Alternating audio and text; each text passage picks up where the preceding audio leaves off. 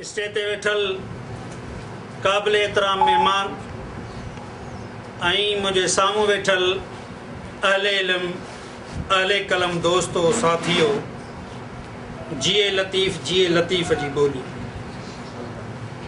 सभ खां पहिरियां आऊं सिंधियत बि संगत ऐं सिंध फनकार वेलफेयर ट्रस्ट जे साथियुनि ख़ासि करे वज़ीर फराद सोलंगीअ खे आऊं जस ॾींदुसि जीअं हर साल जीअं हिन दफ़े साईं मोहम्मद सिद्दीक़ परियार जी वरसी मल्हाए जेको हिकिड़ो तारीख़ी किरदारु अदा कयो आहे उहो तारीख़ में सदाईं ज़िंदह रहंदो। इहा हक़ीक़त आहे त बाशऊर माण्हू पंहिंजे महिनती ऐं अणथक इंसाननि खे यादि कंदा आहिनि। साईं मोहम्मद सिद्दीक़ परियार सिंध जो उहो जाखोड़ी ऐं खाहोड़ी किरदारु हुयो जंहिं जीएम साहिब जे फ़िक्र खे पंहिंजे ड्रामनि में लिखी ऐं झरझंग पहुचायो। इहो दौरु उहो दौरु हो जो सिंध जो नालो वठणु ऐं सिंध जो नालो लिखणु वॾी ॻाल्हि हूंदी हुई।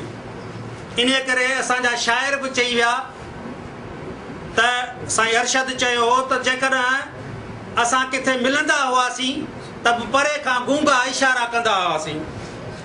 मिलियो कोई साथी असांखे को हमदम त परे खां ई गूंगा इशारा कयासीं। इहो दौर हो ऐं इन दौर में हिन अज़ीम इंसान पंहिंजे ड्रामनि जे ज़रिए जीएम साहिब जे फ़िक्र खे झरझंग पहुचाए ऐं माण्हुनि ताईं उहो पैगाम पहुचायो त आज़ादी असांजो हक़ु आहे ऐं आज़ादी असां वठंदासीं।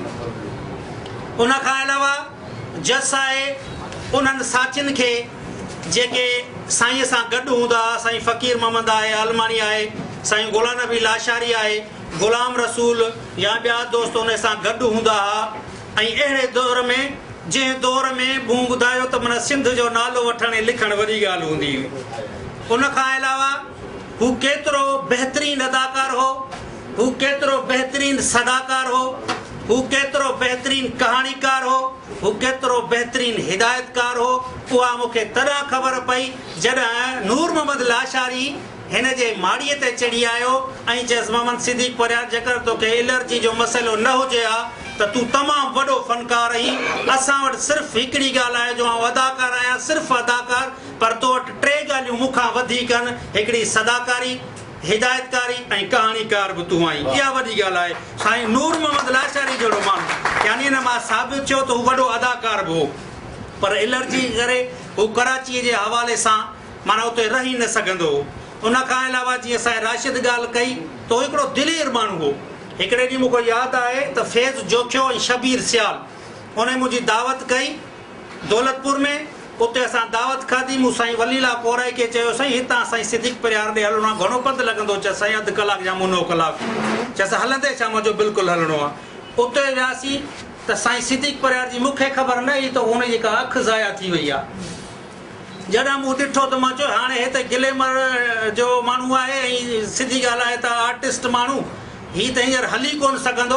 पर सच पत जंहिं महिल असां सां कचहरी कयसि त माना अहिड़े नमूने कचहरी कयसि जो फील ई न करणु ॾिनुसि त मुंहिंजी का अखि ज़ाया थी आहे। त मूं चयोमांसि हीअ तव्हां त गिलेमर टाइप जा माण्हू आहियो ऐं तव्हांजी दुनिया जी गिलेमर आहे, हींअर त तव्हां हली कोन सघंदव। चयो साईं अहिड़ी का ॻाल्हि करे मुंहिंजी अखि ज़ाया थी आहे, ॿी अखि माना अञा आहे। ऐं उन खां अलावा तव्हां जहिड़ा महबूब असांखे मिलिया आहिनि, अहिड़ी का ॻाल्हि ई कान्हे। मां ख़ुशि आहियां ऐं मां मोरे ईंदुसि ऐं ईअं ई स्ट्रगल कंदुसि, ईअं ई तहरीक हलाईंदुसि जीअं तहरीक हलायूं पिया। अहिड़ी का ॻाल्हि कान्हे। यानी एॾो हिकिड़ो दिलेर माण्हू। उन खां अलावा ॿी ॻाल्हि त हुन में हिकिड़ी ख़ुददारी हूंदी। कहिड़ी ख़ुददारी हूंदी? जेकॾहिं पैसो हूंदो हो त दोस्तनि जे आॾो खपाए छॾींदो हो, उहो लुटाए छॾींदो हो। जेकॾहिं पैसा न हूंदा त माना ख़ामोश रहंदो, भली बुख पियो मरे, पर माना कंहिंखे चवंदो कोन त मूंखे चांहि प्यार जा मूंखे मानी खाराई। इहा वॾी ॻाल्हि आहे। सो मुंहिंजे नज़र में त हू बहितरीनु अदाकार सां गॾु बहितरीनु इंसान बि हो, ख़ुददार ऐं अरडो इंसान हो। ऐं उन खां अलावा वॾे में वॾी ॻाल्हि इहा आहे त हुन में बर्दाश्त ॾाढी।